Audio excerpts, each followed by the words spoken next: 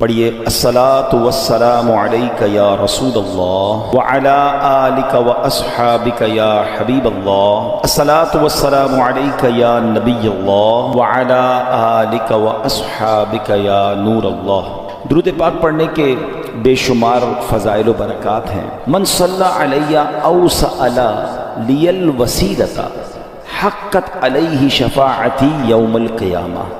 میرے آقا فرماتے ہیں جس نے مجھ پر درود شریف پڑھا یا اللہ پاک کی بارگاہ میں میرے لیے وسیلے کی دعا کی، قیامت کے دن اس پر میری شفاعت ثابت ہو گئی۔ درود پاک پڑھنا یہ شفاعت مصطفیٰ صلی اللہ علیہ وسلم حاصل کرنے کا بڑا پیارا طریقہ ہے۔ جتنا ہو سکے اس دن ہم نے کثرت سے درود پاک پڑھنا ہے۔ صلو علی الحبیب صلی اللہ تعالی علی محمد صلی اللہ علیہ وسلم۔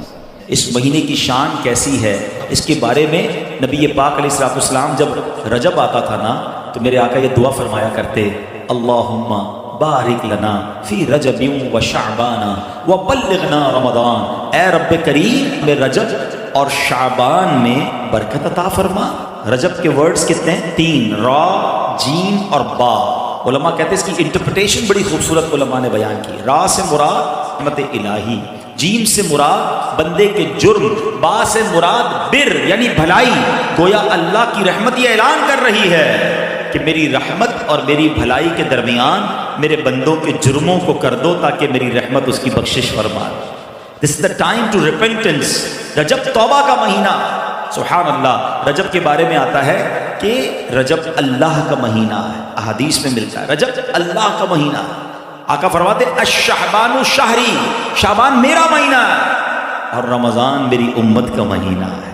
تو یہ بہت خوبصورت سیکوینس شروع ہو رہی ہے۔ یہ مہینے ضائع کرنے والے نہیں، ہاں یہ مہینے اللہ کی رحمت کو لوٹنا ہے اس مہینے میں۔ اور سبحان اللہ، ایک بہت خوبصورت بات میں بتاؤں کہ نبی پاک علیہ الصلوۃ والسلام فرماتے ہیں 5 راتیں ایسی ہیں جس میں دعا رد نہیں ہوتی۔ حدیث پاک فرمایا رجب کی پہلی رات، 15 شعبان شب برات جو ہوتی ہے، ٹھیک ہے، پھر فرمایا جمعرات اور جمعے کے درمیان کی رات، نمبر 4 عید الفطر کی چاند رات، نمبر 5 عید الاضحیٰ کی چاند رات۔ اور رجب کے روزوں کی تو کیا بات ہے، احادیث میں یہ فضیلت آتی ہے جو رجب میں پہلے دن کا روزہ رکھے، پہلے رجب کا 3 سال کے گناہوں کا کفارہ ہے، دوسرے دن کا روزہ رکھے 2 سال کے گناہوں کا کفارہ، اور تیسرے دن کا روزہ رکھے تو 1 سال کے گناہوں کا کفارہ۔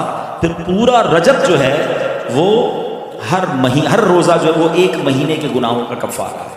اب تو سردیوں کے دن ہیں، ویسے ہی ہم میں سے کئی لوگ لیٹ لنچ کرتے ہیں، 6 سوا 6 بجے افطار ہو جاتا ہے، ہو سکے تو نفلی روزے رکھیں، یہ عبادت کا مہینہ ہے۔ علامہ صفوری رحمۃ اللہ تعالی علیہ فرماتے ہیں کہ رجب بیج بونے کا مہینہ ہے، شعبان پانی ڈالنے کا مہینہ ہے، اور رمضان فصل کاٹنے کا مہینہ ہے۔ اور بڑی خوبصورت اس کی تفصیل بیان فرماتے ہیں کہ جو بندہ رجب میں عبادت کا بیج نہیں بوتا، شعبان میں ان بیجوں پر اپنے آنسوؤں سے پانی نہیں ڈالتا، آبیاری نہیں کرتا، وہ رمضان میں رحمت کی فصل کیسے کاٹ سکے گا؟ تو this is the time to prepare yourself. یہ تو وقت آ گیا مسجد کی طرف آنے کا، تلاوت کرنے کا، روزے رکھنے کا۔ اگر کوئی دوری ہو گئی ہے عبادت سے تو پھر جڑ جائیں، اور رحمتوں والے مہینے شروع ہو رہے ہیں۔ تو اے میرے پیارے اسلامی بھائیوں، اللہ کرے کہ ہم رجب میں اللہ کی عبادت کر کے اپنے گناہوں کی معافی مانگ کے ہم اس رجب کو اس طرح گزاریں۔ اور رجب میں ایک اور کام کرنے کا بڑا زبردست میں آپ کو بتا دوں کہ نبی پاک علیہ الصلوۃ والسلام فرماتے ہیں، حضرت عبداللہ ابن زبیر رضی اللہ عنہ سے روایت ہے کہ جو ماہ رجب میں کسی مسلمان کی پریشانی دور کرے، اللہ عز و جل اس کو جنت میں ایسا محل عطا فرمائے گا جو حد نظر تک وسیع ہوگا۔ تم رجب کا اکرام کرو، اللہ کریم 1000 کرامتوں کے ساتھ تمہارا اکرام فرمائے گا۔ اللہ کرے کہ ہماری کوئی نماز قضا نہ ہو، ہم اس پہ نفلی روزے رکھیں، اس پہ درود پاک کی کثرت کریں، استغفار کی کثرت کریں۔ اللہ کا مہینہ ہے، خوب اللہ کی طرف لو لگائیں کہ یا اللہ تیرا مہینہ آ گیا، بندہ بھی تو میں تیرا ہوں، میرے مولا تو میری مغفرت فرما دے، ہمیں رمضان سے ملا دے۔ رجب کا احترام کرنا یہ اللہ کو کتنا محبوب ہے۔ حضرت عیسیٰ روح اللہ علی نبینا علیہ الصلوۃ والسلام کے دور کا میں آپ کو ایک واقعہ سناتا ہوں کہ ایک شخص تھا، ایک مدت سے ایک عورت کے بارے میں اس کے دل میں برے خیالات تھے، اور ایک بار اس کو موقع ملا، اس عورت پر اس نے کنٹرول حاصل کر لیا۔ قریب تھا کہ وہ گناہ کرتا، اس نے دیکھا کہ لوگ چاند دیکھ رہے ہیں، چاہیے وہ مسلمان بھی نہیں تھا، غیر مسلم تھا، تو اس نے کہا یہ لوگ کس چیز کا چاند دیکھ رہے ہیں، کس مہینے کا چاند دیکھ رہے ہیں؟ تو کہا مسلمان جو ہیں رجب کے مہینے کا چاند دیکھ رہے ہیں۔ اللہ اکبر! جب اس نے سنا کہ رجب آ گیا ہے وہ اس عورت سے دور ہو گیا، گناہ سے باز رہا۔ اللہ کریم نے حضرت عیسیٰ علیہ السلام پر وحی بھیجی کہ اے عیسیٰ اس شخص کے پاس جاؤ، اس سے ملاقات کرو۔ جب آپ اس کے پاس گئے، اپنی تشریف آوری کا سبب بیان کیا۔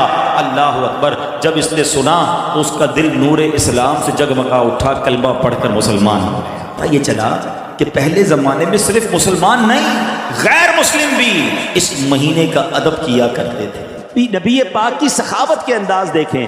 اللہ اکبر! ایک تو یہ نہ کوئی غریب آیا اس کو دے دیا، مگر کہتے عطاؤں کے بہانے ڈھونڈنا، کسی اور انداز سے بھی اپنے صحابی کو، اپنے غلام کو عطا فرمانا۔ ایک بار حضرت جابر بن عبداللہ رضی اللہ تعالیٰ عنہ سے نبی پاک نے ایک اونٹ خریدا، اونٹ بھی خرید لیا، اس کی قیمت بھی دے دی، اور پھر وہی اونٹ حضرت جابر کو تحفے میں بھی عطا فرما دی۔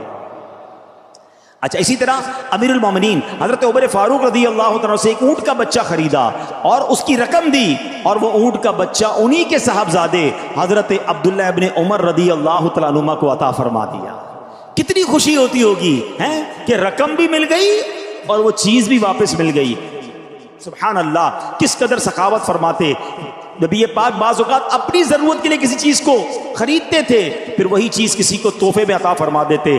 ہمیں بھی چاہیے کہ ہم نبی پاک کی سنت کو ادا کیا کریں، اپنے مسلمان بھائیوں کو تحفہ دیا کریں۔ اچھا، تحفہ دینے میں اس کے دل میں خوشی بھی داخل ہوتی ہے اور عداوت دور ہوتی ہے۔ بعض اوقات دلوں میں دوریاں ہو چکی ہوتی ہیں، بعض اوقات ہماری کوئی بات کسی کو بری لگ گئی ہوتی ہے، تو اگر دوستی کرنا چاہتے ہو نا، حسد کو دور کرنا چاہتے ہو، کینے کو دور کرنا چاہتے ہو، مسلمانوں میں محبتیں بڑھانا چاہتے ہو، تو وہ تحفے کی عادت کو بھی اپنائیے۔ نبی پاک علیہ السلام فرماتے ہیں ایک دوسرے کے ساتھ مصافحہ کرو، یعنی ہاتھ ملاؤ، اس سے کینہ جاتا رہے گا، اور ہدیہ یعنی تحفہ بھیجو، آپس میں محبت ہوگی، دشمنی جاتی رہے گی۔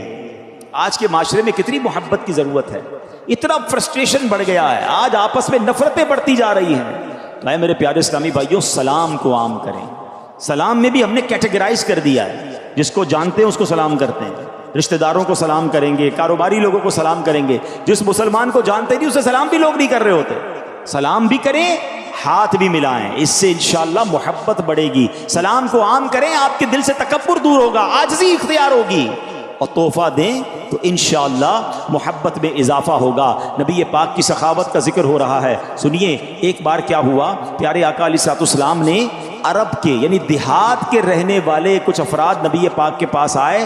پیارے آقا نے ان میں سے بہت ساروں کو 100 اونٹ تحفتاً عطا فرما دی، ایک ایک کو 100 اونٹ عطا کر دیے۔ حضرت صفوان بن امیہ رضی اللہ تعالیٰ عنہ نے، ابھی وہ اسلام نہیں لائے تھے، وادی حنین کا واقعہ ہے، غزوہ حنین کا موقع ہے، کہتے ہیں نبی پاک سے بکریوں کا سوال کیا۔ حضرت صفوان نے 2 پہاڑوں کے درمیان پورا جنگل بھرا ہوا تھا بکریوں سے، نبی پاک علیہ السلام نے وہ پورے کا پورا جو ریوڑ تھا نا حضرت صفوان کو عطا فرما دیا۔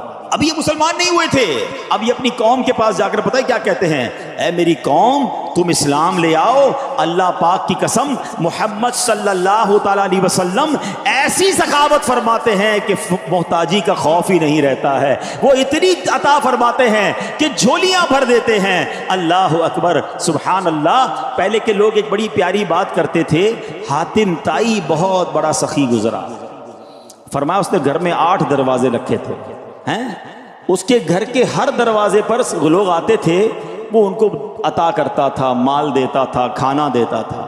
کہنے والوں نے کہا کہ اس کی سخاوت کا عالم یہ تھا کہ اگر کوئی 8 دروازوں سے باری باری آ جاتا تو حاتم طائی اس کو 8 دروازوں سے دیتا تھا، بڑا سخی تھا۔ سبحان اللہ۔ علماء عشق و محبت نے بڑا پیارا جواب دیا کہ حاتم طائی کے پاس 8 دروازوں سے آتے تھے، تب بھی جا کر لوگوں کی ضرورت پوری نہیں ہوتی تھی، جبھی تو آتے تھے نا۔ میرے آقا کا دربار وہ ہے جو ایک بار چلا جائے، اور نبی پاک نگاہ رحمت فرما دیں تو اتنا عطا فرماتے ہیں، اتنا دیا کہ دامن میں ہمارے سمایا نہیں ہے، کہ نبی پاک علیہ السلام کی اس ایک دن کی سخا، اس ایک دن کی عطا جو غزوہ حنین کے موقع میں نبی پاک نے فرمایا بادشاہوں کی عمر بھر کی سخاوت و بخشش سے زیادہ تھی۔ یہ ایسی اعلیٰ حضرت نہیں لکھا کہ قطرہ کسی نے مانگا تو دریا بہا دیے، یہ واقعات موجود ہیں کہ نبی پاک سے کچھ مانگا اور آقا نے پورا جنگل بکریوں سے بھرا ہوا عطا فرما دیا۔